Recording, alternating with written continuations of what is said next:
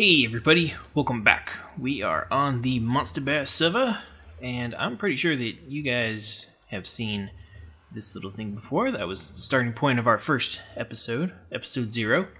But today we are actually going to do our first full-fledged episode on the server. So what I'm going to do is I'm going to go through this portal, and I'm going to show you guys what we're working on today, and show you where... yeah, we still getting kind of lost on this server. You guys have seen this before, and if you saw the last episode, this is the entryway from spawn to the Nether hub. It's just netherrack. I actually already widened this up a little bit, but this is actually what we're going to be working on today.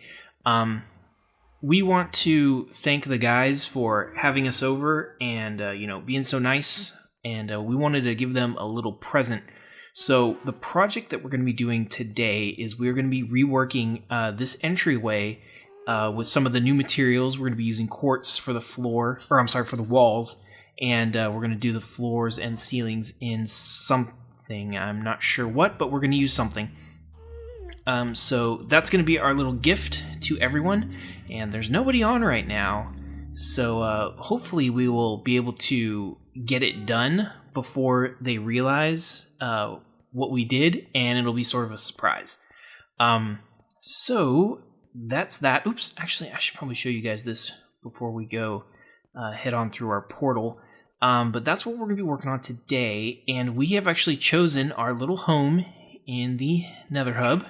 So here we are. This is the new home of Kiger on the Monstabear server. Tagorso and Girin. We replaced this. This originally was light blue wool, and we replaced it with some redstone blocks and lanterns. So yeah, I know we have a cat who's making noise in the background. My apologies.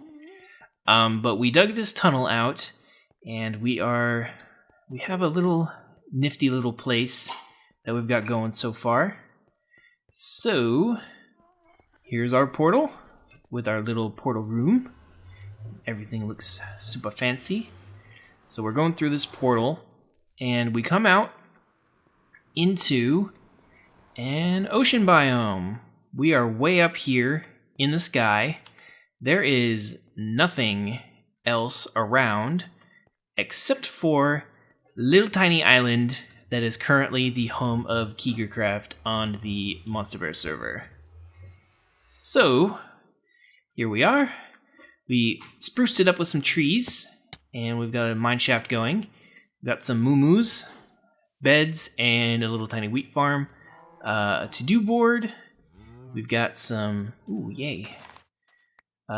some sugarcane going already, and our secure, humble Kiger shack, so we can AFK while stuff grows.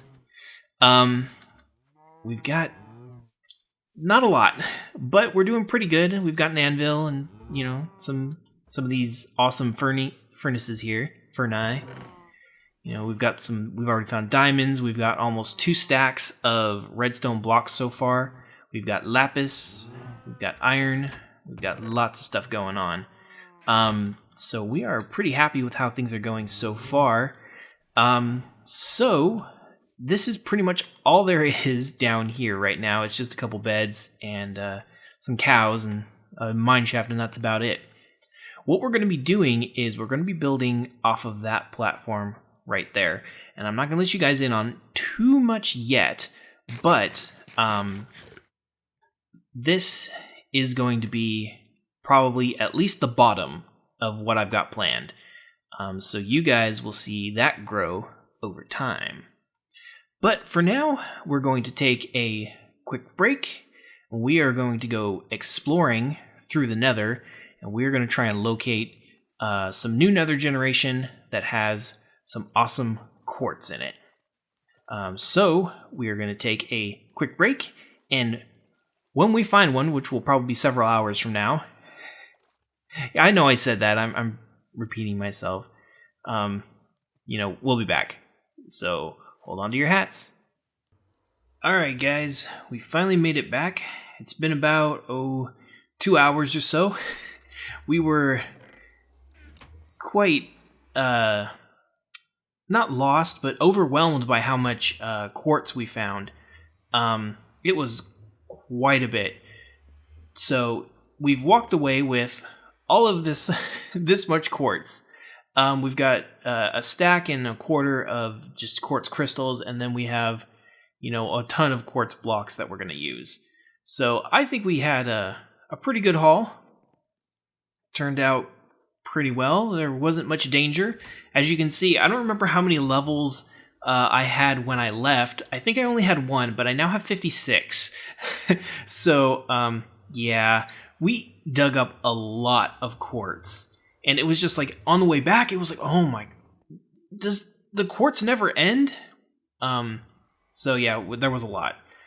But one thing we did notice is that the quartz ore only spawns on the outsides of netherrack. It does not spawn inside huge netherrack formations, maybe.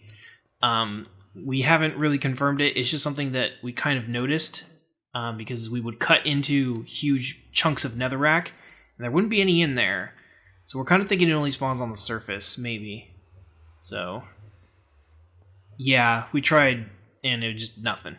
So, alright, so we are going to set up. We're going to make some more blocks that we need, and then we're going to go start on the entryway. See you guys then. Okay, guys, here is what we've got so far. This is the portal from spawn here, and this is the pattern that we've chosen, with a few of the regular quartz blocks and then the pillar block. And then every other pillar, there's some lapis in the ceiling, along with some pumpkin lighting there. And then the floor is this nice smooth stone slab with smooth stone bricks. So this is actually turning out to look pretty darn good. I'm really happy with this. Excuse me. So we are just gonna continue on. We've done all the calculations and everything. We've counted how many blocks it is from here to the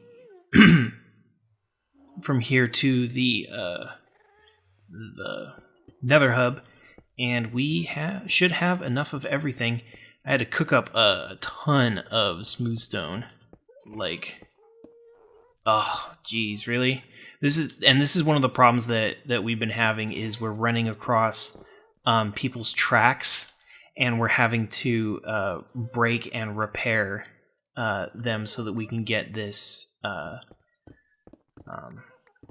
all looking good. This was one of them. We had to move it a little bit because we are taking off a few blocks from the walls here. So naturally, it had to move a few blocks going upwards. There we go.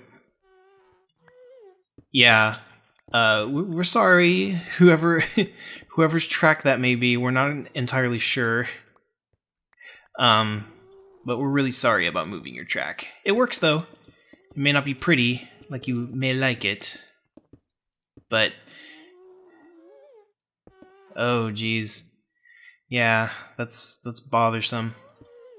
Because we don't want to mess with people's things too much, but we really want this to look good, because we think these guys deserve it. So we want it to be cool and nice, and we want it to have, a nice big impact when you walk in from spawn for the first time, or if you're just coming in from spawn. Just have a nice little welcome to, where everybody lives. It's like the doormat sort of thing. So my pick actually is almost gone. We went through. Oh, really? Oh, it is a mine shaft. So, sorry, Kit Car. But yeah, so my pick's almost broken. We went through so much of the Nether. I still can't believe how much Nether we went through. It was absolutely insane. I don't think I've ever explored that much Nether in one go. I mean, I brought probably good half an inventory. Whoa. What's this? This looks like somebody's pathway. That's alright. There we go. Sorry about the pillar. You know, I brought like half an inventory's worth of cobble, and I ended up having to discard most of it, to be honest, because my inventory was just filling up. Because I had assumed that we were going to be just like setting up a base of operations and then like strip mining or mining out. Ooh, geez. And like a mountain of netherrack, but it turned out that that was not the case. So I ended up having to ditch most of the cobblestone. I brought like an entire double chest with me to stack quartz in, and I ended up not needing that. So, but we went through, oh my gosh, my pick was like more than half dead, but it's almost completely gone now. So I know that Mojang was talking about how they wanted quartz to be sort of a reason for people to go into the Nether, and I'll have to say, if that was their goal, they certainly achieved that with great effect. You know, because like I said, we spent a lot of time in there, and I'm not accustomed to spending that much time in the Nether. So, definitely goal success, I'll have to say. It's definitely effective for what they at least said that they wanted to do. No. I have no redstone on me. Alright, let's patch that up. Sorry about cutting your head off there. Alright. So, let's fill in this floor here. I'm feeling bad because we're going to have to move some of these people's blocks. And I know it's not too many, but still, I worry about... and these ghasts are really annoying, even though I have the sound turned down way. It's distracting me, I can't think. But yeah, so we had a fun time. It was good. It was a good adventure. I feel like it's the availability of quartz ore is sort of like in a sweet spot. I think Mojang did a good job of, you know, figuring out how much would be too much. There you go. Stairs for the bear. You didn't pick them up. They're still here for me. Are they still here? Yeah, they're still here. I think Bear's got a full inventory. There we go. I'll take those. There we go. Like I was saying, I feel like Mojang hit sort of a sweet spot when they made the availability of quartz. I feel like it's not too much, it's not too little. You can, if you're adventurous, you can find lots of it. The one problem I had is when coming back, I was walking in the opposite direction of where I should have been going, and I was like, "Damn, there's a lot of quartz around here that's really close to where I need to be. That apparently we missed." And then I looked at my F3 and I was like, "Oh no, it's not close to where I'd be. I've been moving in the complete opposite direction." So yeah. Alright, I don't have any on me. Let's see. I think... Okay, alright. I was gonna say, I think I might have some in my ender chest, but I don't know about that. I think I turned it all into redstone blocks, which are absolutely wonderful, by the way. Love them redstone blocks. Alright. Start clearing this sidewall here. But yeah, I was heading in completely the wrong direction. I think I went about 400 blocks in the opposite direction of where I should have been going. So I had quite the trek. Gieran was back at our base a good 10 minutes or so, at least, before I was back. Oops. Oh, these things orient now. Alright. Let's see here. There we go. Oops, nope, that's wrong. I need to work on this pattern. I need to get it down. I'm not going to need my ender pearls, so I'm going to put that there. Alright, there we go. Boop. Nope, that's wrong. Come on. Get your act together. Alright. There we go. Alright. Things are moving along smoothly now. But yeah, so there are a couple interesting things that I wanted to notify you guys about. One is the Elder Scrolls Online is currently accepting beta applications. This is really exciting.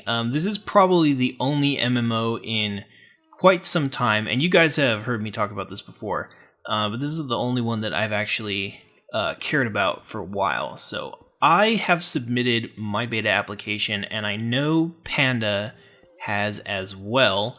I know Kazdan did, and one other person whose name is escaping me right now. I saw whoever posted it to Twitter. I saw most of you guys talking about it after I tweeted about it. So yeah, the 1, 2. Oh, there we go. I was a little confused there for a minute. So the beta application is available for those of you who would like to try and press your luck with getting in.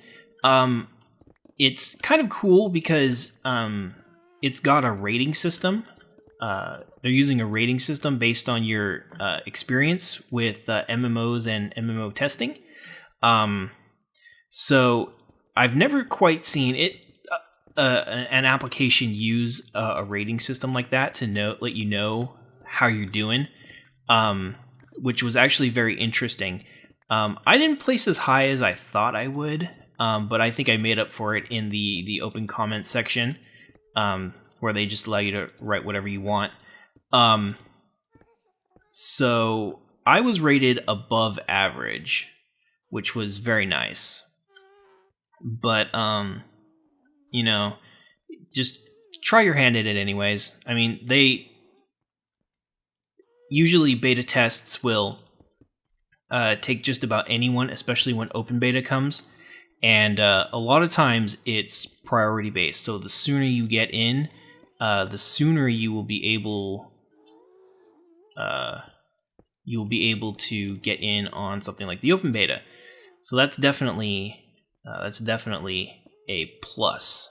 So you want to take advantage of that as quickly as possible. Okay. Oh, here comes the bear. Good.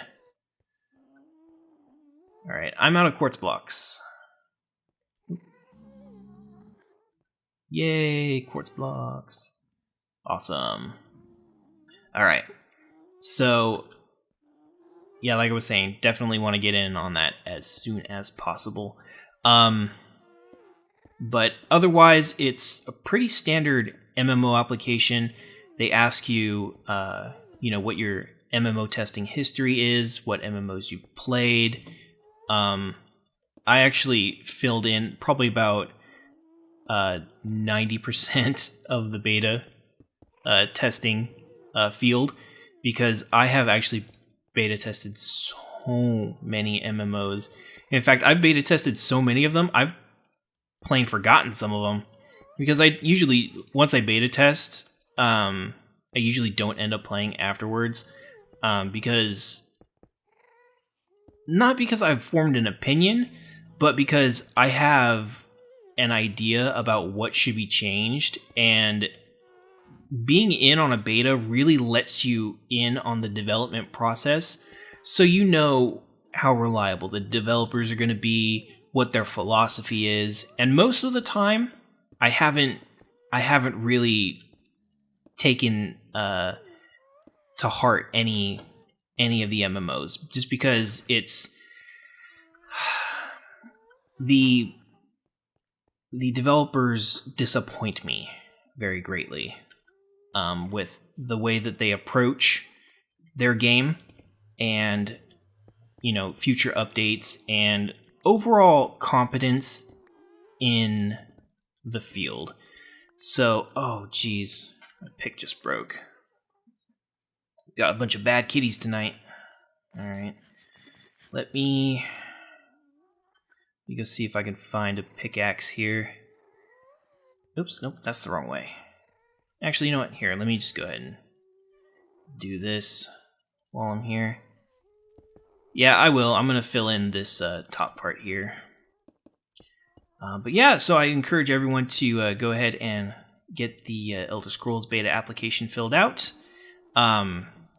What's really cool is that one of the things that they're doing is they're doing what they're calling a mega shard. So every single person is going to be playing on quote unquote the same server. So it's going to be one massive server cluster that everybody's going to be on, and I'm pretty sure that they're going to be doing. Really? That's what I have in my ender chest? Fantastic. They're going to be doing probably channeling. And one of the interesting things that I saw in one of the preview videos is that they're actually going to have like a Q&A, like a quiz. It's not really like a quiz. It's more or less like a survey. Let them know what you're interested in. Are you PvP oriented? Are you PvE oriented? You know, what's gonna tickle your fancy when you play, and then based on that, they let's see. I need wood. I don't have any wood. Smooth stone, got it. All right, I've got plenty of that stuff. All right, let's go ahead and jump. Based on your answers from that survey, they'll put you into sort of a section of the server where you fit with other people who answered like you did. So if you don't like PvP, but you're heavy into raids and things like that, you're a hardcore raider, you know, it'll put you with other hardcore raiders. So it's definitely a cool idea. I will be waiting with bated breath to see how it goes in a real life situation. Really? So, you know, we're just gonna have to see about that. But I am probably as optimistic as I can be for a new unproven MMO. So we are just gonna have to see where it goes. And unfortunately, there's going to be oops, I need smooth stone. There's going to be a big old nasty NDA attached to it. I actually didn't read the NDA yet, so I don't know what, if anything, they'll be letting us beta testers talk about. But you guys can probably guess that it's going to be like you can't tell anybody that you're in the beta. You can't talk about the beta at all. Pretty locked down. That seems to be about what I would expect for a game of this caliber. So, you know, we'll just see about that. But you guys can bet if I do get in and I can tell you about it and I can share anything, I definitely will be. So you guys can stay tuned for information about that if I can tell you about it. And then the other interesting piece of information that I saw is Dell, you know, Dell Computers is actually getting out of the PC business. Michael Dell is looking to, the owner of Dell, is looking to sell the company to a private equity firm, which pretty much means that there's a bunch of investors who are pooling their money to buy the company. So they would take it off of the trade exchanges like the NASDAQ or the New York Stock Exchange, whatever it's on, and they would pretty much be sole owners of the business. And I got your smooth stones. That should be good, right? All right, good. But it's really interesting. Here, I also got a pick for you. There you go.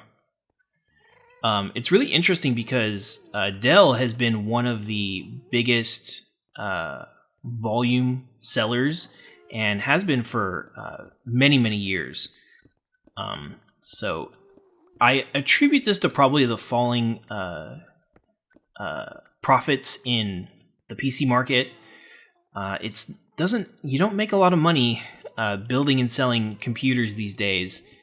Back in the day, Dell used to be a pretty expensive proposition because most people didn't really know that spending $60 for back then like 256 megabytes of RAM was a complete ripoff because you could get them for like 40. I think I'm misrecalling the prices, but either way, it was really expensive to buy a Dell to configure it yourself. It's sort of like on the same level as what Macs are, but not as high priced. It was more sort of buying an Apple machine for the common guy. It was really expensive to upgrade. You didn't really get much with it, and it didn't really make it all that much better. So yeah. But they're getting out of it. But one of the more interesting things about this article that I read is that Microsoft is putting their money behind it, about $3 billion worth. Now, this is just a rumor. It's not been confirmed by Microsoft, but it is an interesting idea. It would fit into their strategy of whether or not it's a smart idea or not, but it is their strategy to sort of be more like Apple and be a hardware and a software vendor. So, selling PCs like the Surface and making Windows still and Office and, all of their normal applications. So it's interesting to see where this goes, especially since they're rumored to have, sort of pledged quite a bit of money. It's definitely not a majority stake, this $3 billion total. But it is a sizable chunk of the company. For reference, Michael Dell, who's the original, he started Dell Computers. He owns about $3 billion worth of the company. So he would be, Microsoft would technically be as big a owner as Michael Dell, which is a pretty big deal. So we are just going to have to see where that goes. That... for all it sounds, I really don't think that it would change the PC business that much because Microsoft, I have no faith in their abilities to be a hardware manufacturer. I mean, they can barely do software. I mean, let's face it here, Windows 8 is a disaster, both technically and what is the word I'm looking for? Sales-wise, I guess. That's not what I'm looking for, but anyways, that's what I'm trying to say. Commercially, thank you. That's the word. The word I was looking for. Bear knows. Trust the bear. So, we'll just have to see where that goes. So, and then, this is very, very interesting. This is something Gear and I were talking about earlier. Commercial space travel. One of the things that I was looking at earlier, this is supposed to be there like that, right? Yes. One of the things that I was looking at was a Tumblr blog from this Canadian space guy who is right now on the International Space Station. Excuse me. And he was taking a bunch of pictures of the Earth, and he would let you know cool facts about what they were flying over at the moment, and it was really interesting. There were a lot of really pretty pictures. I mean, there are some things on this Earth that I was like, wow, that exists? That's a thing? So it was pretty cool. But it led us to a conversation about, what's the future of space? And this is a conversation that we have often, but one of the things that Gearin touched on that was interesting to me was the idea of commercial space flight. So, taking people up in a rocket or a space plane and taking them to, for a tour of the International Space Station or the moon or maybe a space hotel, all sorts of different possibilities that you could have. And that, led me to think, that's sort of where we're going. To be entirely honest. Oh, geez. My pick just broke. Thank you. Man, these iron picks don't last. But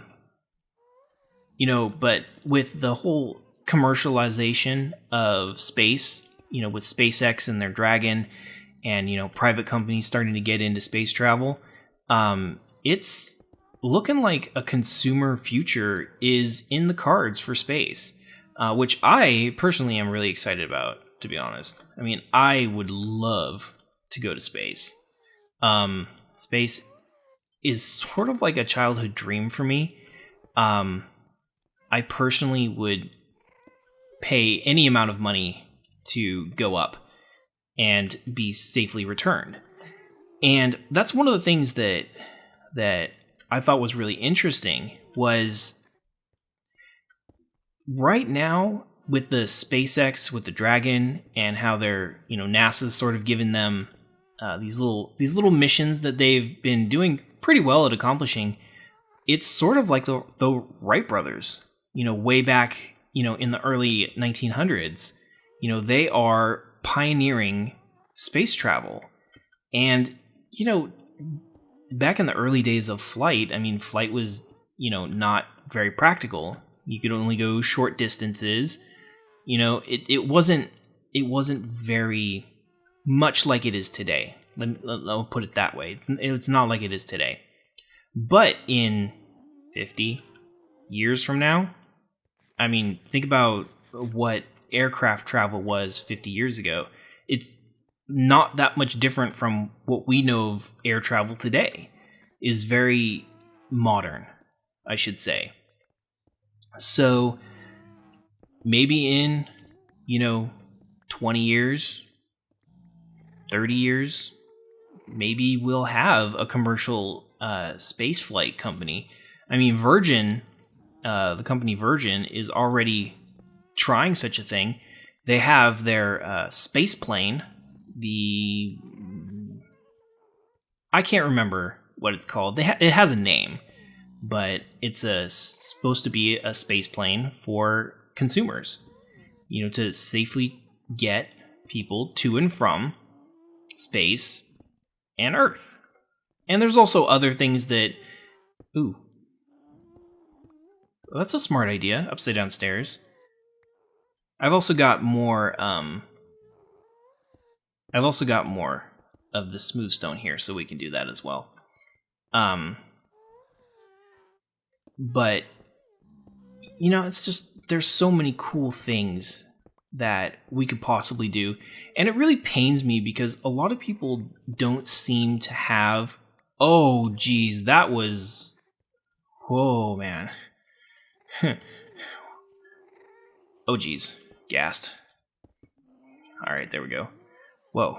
Okay, my heart's racing here for a second because I was like not expecting there to be giant holes there. So let's just shift and walked. All right, but it really pains me to see people have such a narrow mind about what we could possibly do in the future, and I think that's sort of the problem with space travel and research today. Most people think that space is like, it's like we've done that already.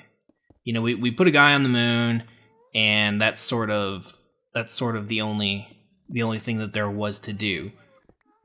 There's like that Mars thing, but that's just sort of like a pipe dream. We really can't, get there and get back safely. So there's really no use worrying about it. And it pains me to hear people talk about space like that, because space is one of the probably biggest achievements of all time. Like, literally. Like, I don't think that there is a single thing that mankind has ever done that would top going to freaking space. And one of the really annoying things is that, you know, we sent people to space with such, by today's standards, inferior technology. Like, it's not even funny how little we had to work with and how much NASA engineers achieved with the space program. I mean, let me see if I can think of maybe not a completely accurate, but just to give you sort of an idea. The entire processing power of the Apollo 11 spacecraft, which is the one that put Neil Armstrong, the first man, on the moon, was about as much as your graphing calculator. In fact, I think your graphing calculator very well may be more powerful than what was the combined processing power of every single piece of electronic equipment on Apollo 11 spacecraft. So what they had to work with was amazingly minuscule. But that was the best technology that we had in the day. And in fact, a lot of the technology that was developed for the space program was entirely new stuff that had never been done before. And, you know, there were some growing pains. You know, the rocket technology was, you know, not up to snuff. That's true. But as far as, you know, computing technology, it was a huge leap. And I feel sort of like if we don't, you know, chase the dream of space travel, that we're leaving just as much technology in today's terms on the table, that we're just ignoring and we're walking away from it. You know, huge advancements in communications technology, in, you know, shielding, in radiation, you know, negating, I guess that's not the right word, but the block of quartz. Do you have any of the pillars? We're a tad short on the pillars, so I'm just gonna make a couple as we go. There we go. Okay, all right. So let's continue working on this. But I feel like we really need to apply ourselves more because we've learned so much. I've only got that. I mean, you know, 1967 is when we put the first man on the moon. And when you think about the 60s, what do you think? I mean, it's like hippies and pot. That's the 60s. And yet we went out and we did something amazing as an entire, like, you know, species, as a human race. We did something, you know, that people for thousands and thousands of years thought was absolutely impossible. You know, it was akin to, you know, telling somebody back in the day that, you know, the world was round rather than flat. I mean, it was like, what? Space? No, you can't go up there. There's no air. And in fact, until we came up with space travel, we weren't even really sure that space was a vacuum. It was just a theory until we went up there and proved it. You know, with some of the first space travels. I mean, I'm trying to think of the first guy in space. What was his name? It was Glenn something. His full name escapes me at the moment. But, you know, he was an incredibly brave soul. because we had no idea what the hell was going to happen when we put him up there. I mean, that's why the Russians would send like dogs and chimps, because they had no idea what was going to happen. They didn't know if the second he left the atmosphere, he was going to die from radiation exposure.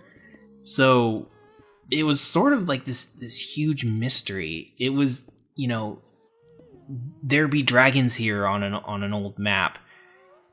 It was completely uncharted, and just talking about it is so exhilarating, because I don't know what that's like.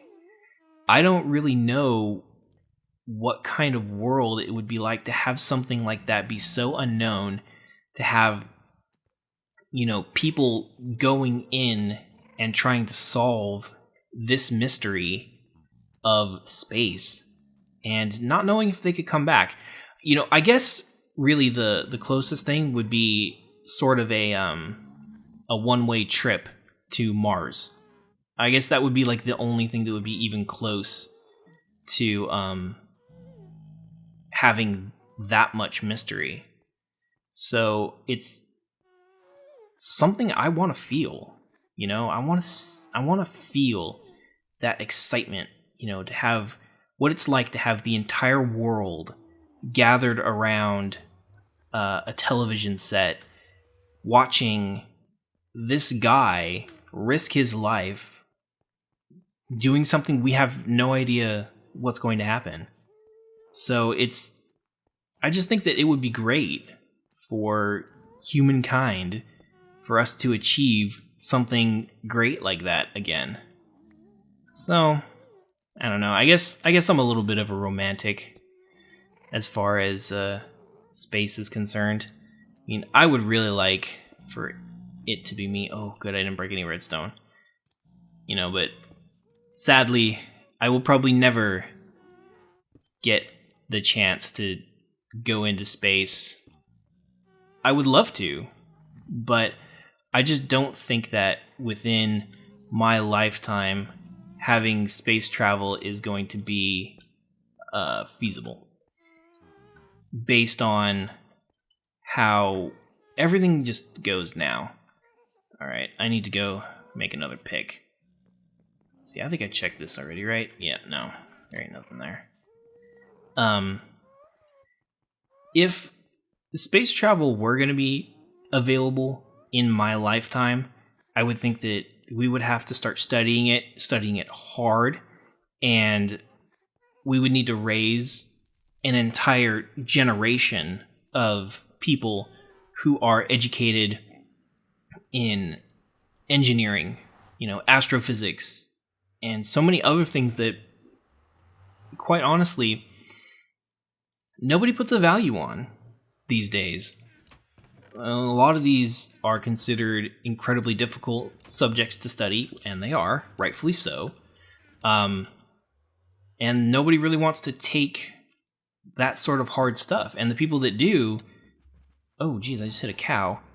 The people that do are incredibly... You know, they need to be cream of the crop, you know, if they're going to get into that sort of program. So, there we go. I want to take this one too. I'm going to make myself a new one. Alright. There we go. Boom. I love this new click to drag thing. It's freaking amazing. Alright. But it would take a lot more willpower and a lot more money than I think anyone is willing to go after. It's sad. And it makes me sad. Especially since, you know, we don't have the space shuttles anymore. And I think when the space shuttle program officially ended, I actually talked about this in a KigerCraft episode, but there's nothing to replace them. You know, one guy, I think he's an astrophysicist, said, you know, we shouldn't lament the end of the space shuttle program. We should lament that we don't have anything to replace it. And I still think that those were probably the truest words that were said during that whole time, is that, you know, we don't have anything to replace our space shuttles. I mean, we are right now, the US government is paying Russia to put our stuff into space. And they've tried, contracting with SpaceX, which is really awesome and really cool, and I encourage that 100%. But they're in testing phases. They're like, well, we don't know if you're really going to be able to do this, so we're just kind of giving you a test run. All right, let's see. I need to make sure I don't clip that. I think I might have. All right. So it's sort of like a test thing. Not really sure where that's going to go yet. So we're just going to have to see about that. Hey, piggies. And these pigmen are really getting in my way. There we go. But one of the good things about that we found out about this project right here is that we actually are going to have a bunch of quartz left over, which I am really excited about. I love this new quartz, this marbly looking block. I think it's really probably my favorite block right now. Okay, I think that this is supposed to be a line, so I think I'm gonna have to leave that there. We might have to put, if I put a block here, I think it'll clip this cord. There we go. Now we'll figure out something. Maybe no one will notice it. Big man, get out of here. All right, I'll let Gear and work on that. But this is looking pretty damn good. I really like the way that this looks. This is pretty much what the entire thing is going to look like. We need to figure out what we're going to do for the landing area. That still needs some work. And we'll need to hammer out the junctions, the stairs that go over people's tracks, and the entryway into the Nether hub itself. But so far, everything is looking really smooth, really good. And minus the pigmen, I'm loving it. I'm loving it a lot. This is the Nether hub. So there we go. Alright, well, I think that is going to do it for this episode. So we are going to just do some menial work and finish everything up. And we'll need to gather more materials because we have plumb run out. So I think we're going to call it here. Thank you all for joining us for another episode on the Monstabear server. And we will see you next time. Take care. Hold on, don't go anywhere yet. That sign off was a little premature. We forgot that we're on a server now doing things for other people, so we need to leave signs. Otherwise, they're not going to know what the hell this is. But here, we're just going to leave them a little sign, let them know. Thank you for inviting us to your server. Exclamation point. Hope you like. All right. Your new fancy tunnel. Tig and G. Kiger LP. There we go. So I hope they really like it, and we're going to give you guys a quick tour of it right now because it's all complete. Look at this. It looks beautiful. We've got plenty of lighting, lots of quartz, all those columns, pigmen, of course, and everything. The junctions have all been fixed. Hopefully nobody will be upset about their tracks, but it's looking pretty good from this end. And here is the entrance to the Nether portal, or to spawn. We went ahead and patched it up so it wasn't a budget portal anymore, but it's looking really good. So that's going to be it. All right, you guys take care. See you next time.